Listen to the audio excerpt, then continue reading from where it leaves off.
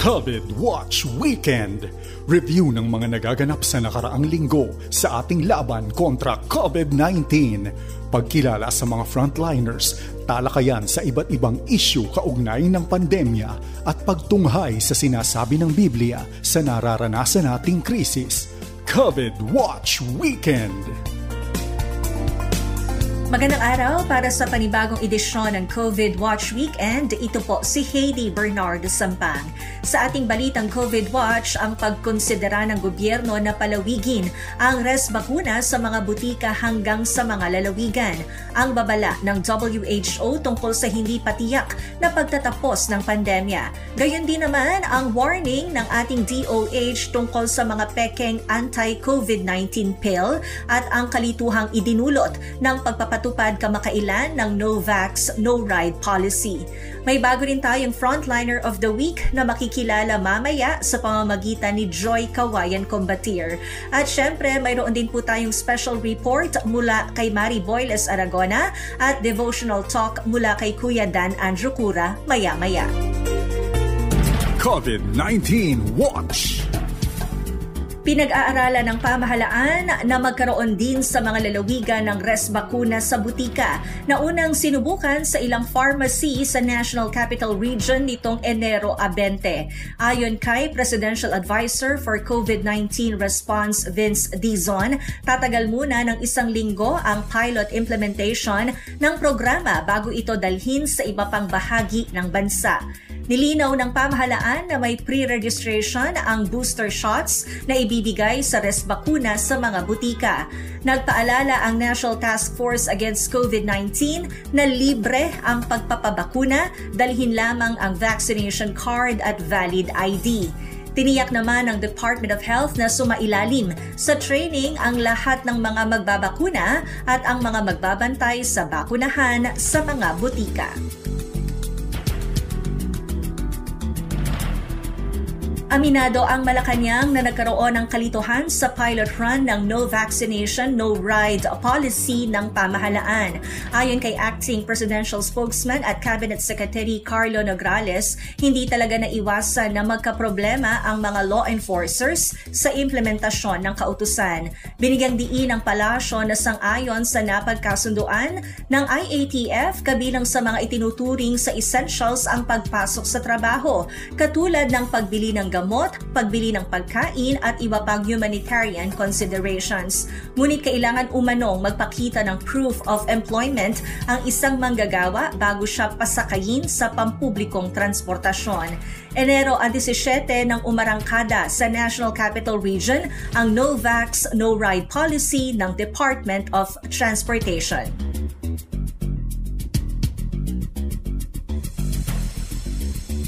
Nagbabala ang World Health Organization o WHO na hindi pa matatapos ang COVID-19 pandemic. Ito ang inihayag ni WHO Director General Tedros Ghebreyesus sa gitna ng patuloy na pagtaas ng mga kaso ng COVID-19 at mabilis na pagkalat ng Omicron variant sa mundo. Sinabi nito na posibleng maglabasan pa ang mga panibagong variant dahil sa mabilis na pagkalat ng Omicron variant. Nanawagan din siya sa patuloy na pag-update ng mga bakuna laban sa COVID-19 para paghandaan ang posibleng paglabas ng mga bagong variant ng virus. Posible anyang mas nakakahawa o mas nakamamatay ito kumpara sa mga kasalukuyang variant. Sa datos ng WHO, aabot na sa higit 331 million COVID cases ang naitala sa buong mundo, kabilang na ang nasa 5.5 million ng mga nasawi dahil sa COVID-19.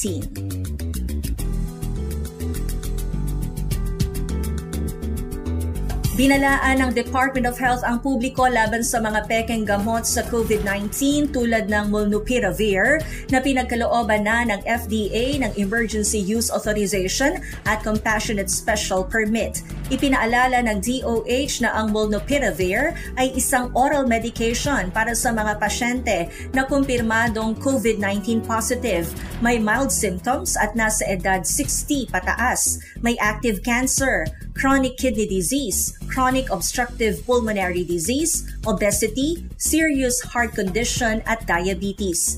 Ayon sa DOH, ligtas at epektibo ang nasabing gamot kapag ginamit sa tamang pasyente at naibigay sa loob ng 5 araw ng isang lisensyadong doktor. Ang hindi umano tamang paggamit ng molnupiravir ay magdudulot ng panganib lalo na kapag ginamit sa maling target population ng higit sa 5 araw o mga pasyenteng wala namang COVID-19. Nilinaw naman ng DOH na walang garantiya na ang mga nabibili o nabebentang molnupiravir sa mga hindi otorisadong mapagkukunan ay genuine kaya't maaari itong magdulot ng panganib sa mga consumer.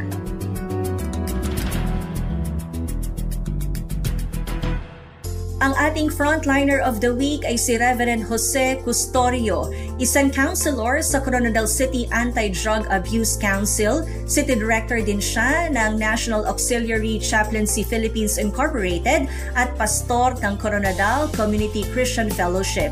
Para ipakilala siya ng lubos, narito si Joy Kawayan Combatier. Mobility at restrictions ang naging hamon sa ating mga pastor sa pagpapatuloy ng mga gawain.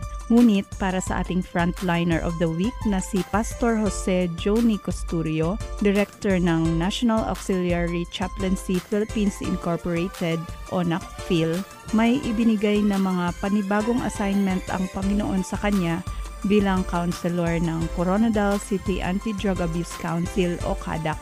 Ibinahagi niya ang kanilang ginagawa bilang volunteer frontliner. Una sa lahat ng aking work talaga ay isang minister sa isang church, Coronadal Community Christian Fellowship.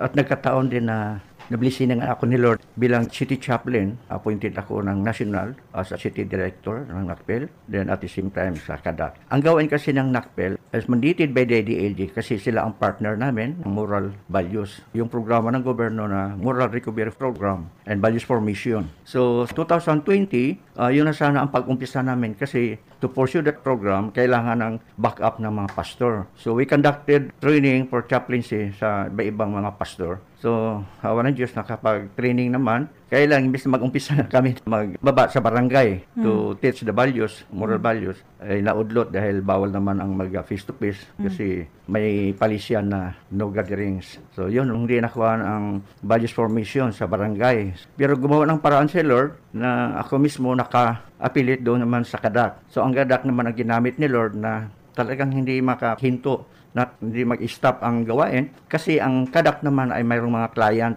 na almost 24 client na mga rehab. So itong mga rehab nangangailangan sila ng spiritual counseling. So tayo yung inatasan kasama doon sa mga health personnel, mga psychologists sa DSWD at iba pang mga agencies sa gobyerno na nakakunik diyan sa CADAC. Yun ang mga kasamahan ko. Ibinahagi rin ng ating frontliner ang mga stratehiyang kanilang ginawa sa gitna ng mga restriksyon. Isang challenge na akala namin noon na hindi na makapagpatuloy ang gawain ng chaplaincy. But as a volunteer, frontliner, city government, so ang chaplaincy ay nagkaroon ng initiative na magkaroon ng rekurida. So ang ginawa namin, every tricycle na may mga sasakyan, nilagyan namin ng soundbox para na maipagpatuloy ang salita ni Lord. So they are being the chaplains of the NACPHIL. So iba-ibang mga pastor yun sila. In every barangay, mga diyan sa National Highway, sa PNP checkpoint, sa hospitals, sa mga mall, lahat-lahat ng mga tricycle ng NACPHIL, marinig nila mga mensahe ng Presidente at sa ating Mayor regarding about the awareness, especially yung protocol. So, nagamit pa rin, hindi pa rin na talaga nahinto yung gawain. Awa ng Diyos, nag-successful naman ang gawain ng chaplaincy. But after that, kasi ako'y senior na, binagbawal ang senior talagang lumabas. So, yung mga chaplain na lang na iba na hindi senior, yung silang nagpapatuloy sa gawain. I'm already 69. Yung aming, kasi in every barangay, mayroong mga barangay chaplain. So, yun, kinukunik ko sila sa mga gawain. So, may mga activities, awa naman Diyos, may cooperation sila. Just the way how we coordinate to each other. Kasi yung chaplaincy rekurida, sa sasakyan naman sila, gumagamit naman na sila ng microphone. So, yun lang ang pamaraan para lang ma-deliver yung words ni Lord. After that, hindi na ako nakasabay sa kanila noon kasi maraming nagbabawal sa akin kasi senior. Pero ako hindi ako natatakot kasi gawain ko talaga. Talagang sundin natin. Ikinuwento rin ni Pastor Joni ang himalang ginawa ng Panginoon sa kanilang pakikipaglaban sa COVID-19. Ang mga pamilya ko talaga, sila ang nagkaroon ng takot dahil kaming mga senior, mga mahina ang resistance. Siyempre, pagka-COVID, sinabi mo na, ang inisip nila araw-araw na kami makapitan. Pero dumating talaga ang time, last September 3, si Mrs. ko na, medyo nagkaroon na ng simptoma.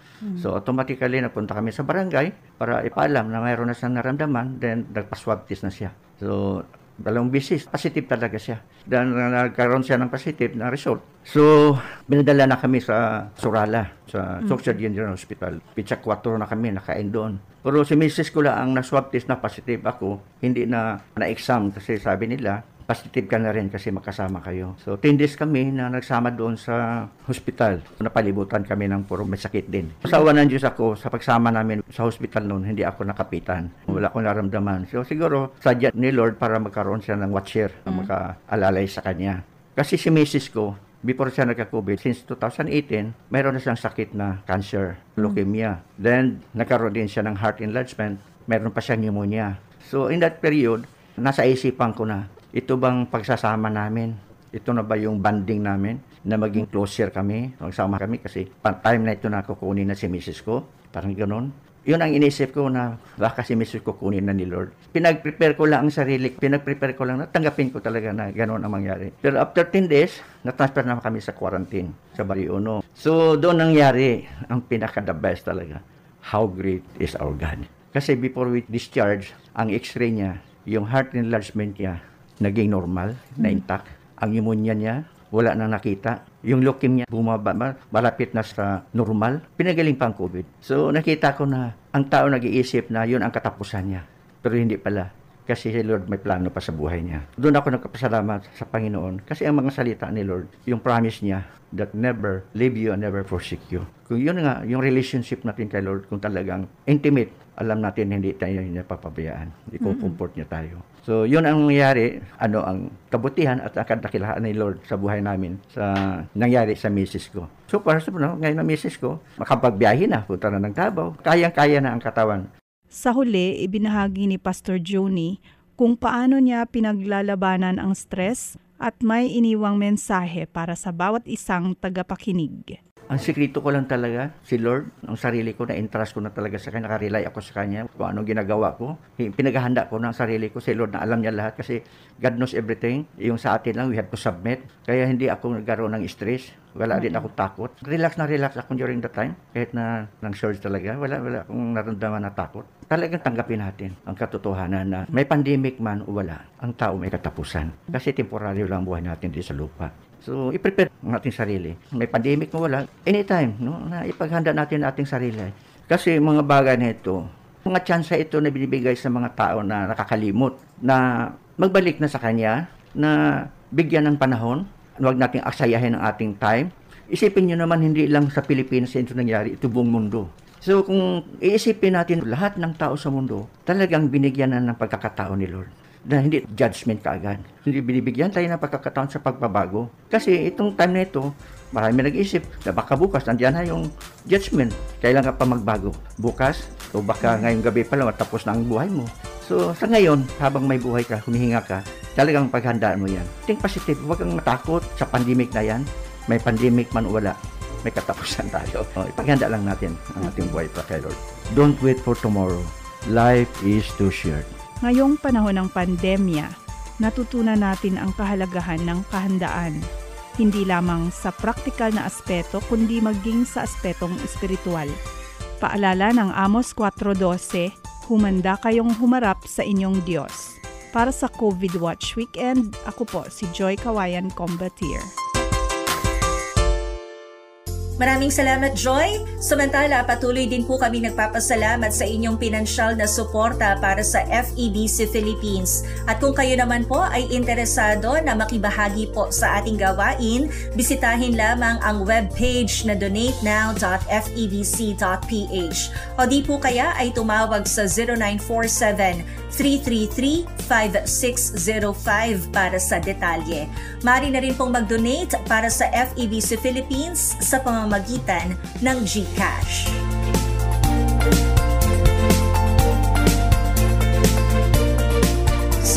patuloy ng COVID Watch Weekend, isang special report ang maririnig po natin tungkol sa karanasan ng marami sa panahon ng pandemya, kung saan tila nawawalan na sila ng koneksyon sa mga nangyayari sa mundo kahit na po sa kanilang paligid. Anong uri nga ba ng pagkabalisa ito na dulot ng krisis na kinakaharap natin ngayon? Narito ang special report ni Mari Boyles Aragona.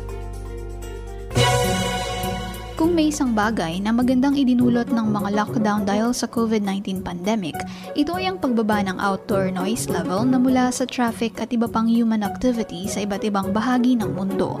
Sa isang pag-aaral na inilabas sa online journal na nature.com, lumabas na nagtala ng malaking pagbaba ng urban or city noise nang magsara ang maraming mga lungsod upang pigilan ang pagkalat ng coronavirus sa Italy. Lumabas naman sa hiwalay na pag-aaral na inilathala sa phys.org na kasunod ng 50% na pagbaba ng outdoor noise level ay nagsimulang lumakas ang huni ng mga ibon sa San Francisco. Sa pag-aaral naman na naitala sa ingentaconnect.com, lumabas na napansin ng mga residente sa Serbia ang pagbaba ng ingay sa mga major community source tulad ng ingay ng trapiko at construction. Bago pa man magsimula ang pandemya, malaking banta na ang noise pollution sa kalusugan ng mga tao. Ayon sa audiologyandhearing.com, nasa 1.1 billion na mga tao sa mundo ang at risk na mawala ng pandinig dahil sa noise pollution na dulot ng mga recreational habit ng makabagong lipunan. Hindi lang ang sense ng pandinig ang apektado ng noise pollution. Apektado rin ito ang pagtulog, pag-recover ng mga pasyenteng may sakit, at pag-develop ng kaisipan at abilidad ng mga kabataan. Kaya naman isang welcome na development ang pansamantalang pagtahimik ng mga lungsod sa gitna ng pandemya. Sa kabila nito, ibang uri naman ng ingay o noise disruption ang naranasan ng lahat habang mayroong lockdown. Kabilang dito ang pagtaas ng level ng indoor at neighborhood noise na dala ng pananatili ng mga tao sa loob ng tahanan. Sa naunang pag-aaral sa Serbia, kapansin-pansin na tumaas ang ingay na dulot ng human activity sa loob ng tahanan dahil mas maraming tao ang matagal na magkakasama. Gayon din ang ingay na dulot ng mga kapitbahay at iba pang community noise. Sa pag-aaral ng University College London, tumaas ng 47% ang mga noise complaint laban sa mga kapitbahay sa London noong kasagsagan ng lockdown sa lungsod. Bukod dito, nariyan din ang isa pang klase ng ingay na dulot naman ng digital habits ng marami. Dahil sa lockdown, naharap ang marami sa atin sa mahabang libreng oras na dati ay nakalaan sa commute or pamamasyal. Ngayon dahil nasa bahay lang ang mga tao, lumipat ang recreational activities online. Kabilang dito ay ang pagdami ng mga webinars, mga online seminar na isinasagawa sa conferencing platform tulad ng Zoom, o kaya naman ay naka-livestream sa social media. Dahil naghahanap ng productivity ang mga tao habang nasa quarantine, marami ang nagpuno ng kanilang libreng oras ng pagdalo sa kabi-kabilang mga webinar. At mahigit isang taon matapos ang paglaganap ng pandemya, isa na rin ito sa mga itinuturing na fallout mula sa COVID-19 na tinatawag na ngayong webinar fatigue. Ayon sa thehindu.com, ang tuloy-tuloy na exposure sa mga webinar ay nagiging dahilan na rin ng burnout sa mga professional worker ngayong COVID-19 pandemic. Habang patuloy pa ring natututo ang buong mundo kung paano mamumuhay sa gitna ng isang global pandemic, isang bagay ang malinaw. Kailangan ng balancing lifestyle upang manatiling ligtas at malusog. Hindi lang ang ating pangangatawan, kundi maging ang isipan. Para sa FEBC News, ako po si Mari Boyles Aragona.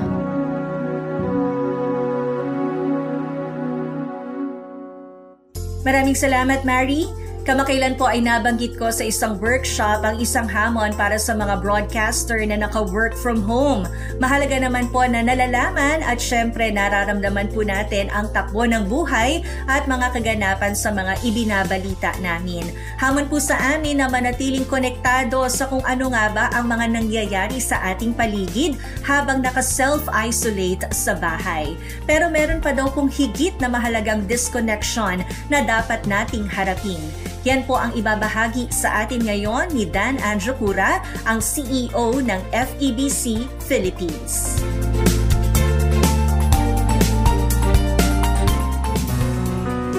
Napakaingay na ng mundo ngayon at lalo pang pinalala ng COVID-19 at ng pandemya. Mayroong ingay na nanggagaling sa ating kapaligiran tulad na lang yung ingay ng trapiko. May ingay din na dulot ng impormasyon at maling impormasyon sa social media at ang mga trolls at fake news na naririnig at napapanood natin. Nariyan din ang ingay ng komunidad, chismis, reklamo at alitan. At may ingay ding hatid ng mga balitang COVID, mga komersyal sa radyo at TV. At ngayon, nadagdagan pa ng pangangampanya ng mga politiko dito sa Pilipinas. Hindi lahat ng ingay ay naririnig. Minsan ang ingay ay mistulang kalat sa loob ng ating isipan. Marami tayong pinagsasabay-sabay na mga gawain, mga hindi na inaasahang pangyayari. Maituturing din nating ingay ang mga dinadala natin sa isipan, mga pag-aalala, pagkabalisa o yung depresyon. Minsan ay tinatanggap na lang natin na normal ang mga ganitong ingay sa buhay. Minsan naman, nakikisali pa rin tayo sa mga nag-iingay. At minsan, mas maingay pa tayo. Pero mas natural sa atin ang lumayo sa ingay at maghanap ng kaunting katahimikan. Kahit sandali man lang, kahit mababaw lang. Ganoon kahalaga ang katahimikan para sa atin. Narito ang ilang mga dahilan kung bakit natin hinahanap ang katahimikan. Una, mas naririnig natin ang tinig ng Diyos kapag tayo ay tahimik. Nababasa natin minsan na nagsasalita ang Diyos sa pamamagitan ng dagundong ng kulog. Minsan na may sinasaway ang nagagalit na unos. Ngunit ang madalas ay nangungusap ang Diyos sa malumanay at tahimik na bulong. Ganito ang pagkakaalam at pagkakausap kay Elias. May dumaan na napakalakas na hangin na bumitak ang mga bundok at dumurog sa mga bato. Pero wala ang Panginoon sa hangin. Pagkatapos ng hangin, lumindol. Pero wala rin ang Panginoon sa lindol. Pagkatapos ng lindol, may apoy na dumating. Pero wala pa rin ang Panginoon sa apoy.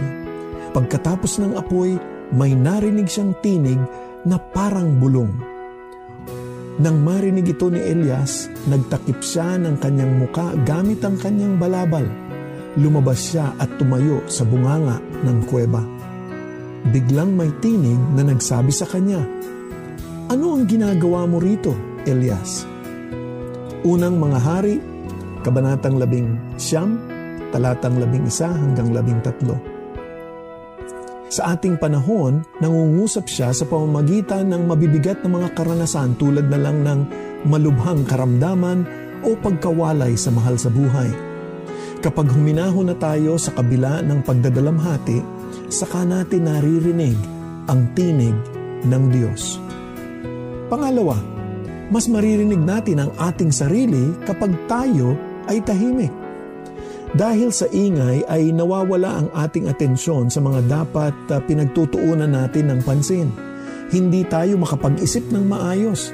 Hindi natin maipahayag ang ating mga nararamdaman. Kapag naghahanap tayo ng katahimikan sa buhay, naririnig natin ang sarili natin na nakapag-iisip, nakapagmumuni-muni tayo. Natutukoy natin ang ating mga nararamdaman.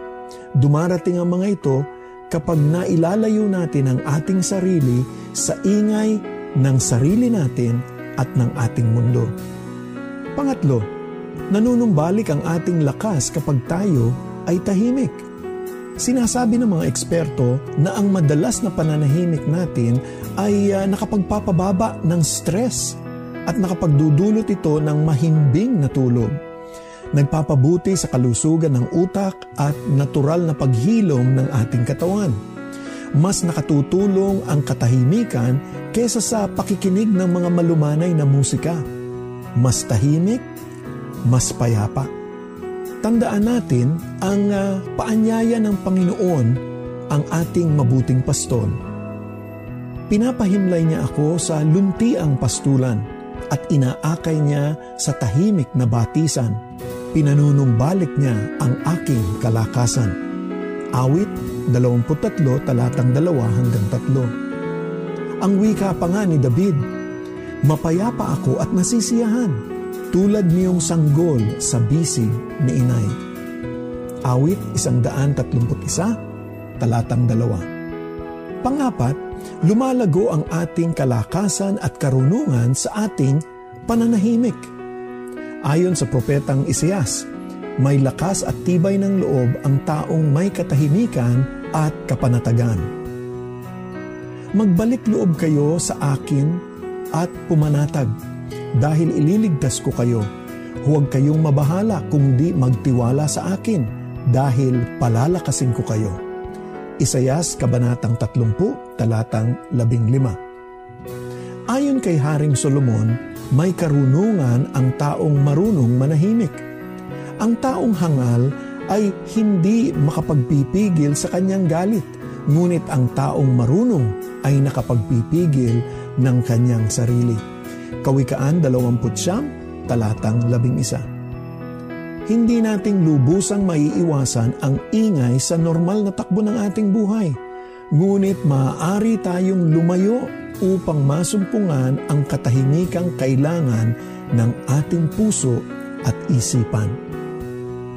Ama naming Diyos, maraming salamat sa iyong paalala sa amin sa iyong salita na kayo ang nagdudulot ng kapayapaan sa amin. Sa aming pagdulog sa iyo nang may pasasalamat sa aming puso, ang iyong tugon ay ang kapayapaang hindi namin malirip, hindi namin maintindihan. At ito ang mag-iingat sa aming puso at isipan kay Kristo Jesus. Ama naming Diyos, ito po ang aming dalangin, ang katahimikan na nanggagaling sa iyo. Sa ngalan ni Jesus. Amen.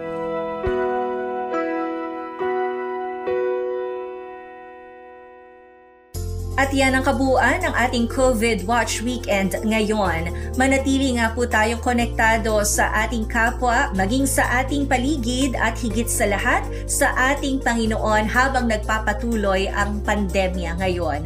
Hanggang sa susunod po nating pagkikita sa pangalan ng ating buong pangkat, ako po ang inyong nakasama, Heidi Bernardo Sampang. Nagpapaalala, basta't laging handa at sama-sama sa kanyang lakas, kaya natin to. Subaybayan ang COVID Watch Weekend, linggo-linggo para sa napapanahong impormasyon at pananaw sa pagharap ng bayan sa krisis ng COVID. Para sa inyong mga komento at tanong, sundan ang mga Facebook page ng FEBC Philippines.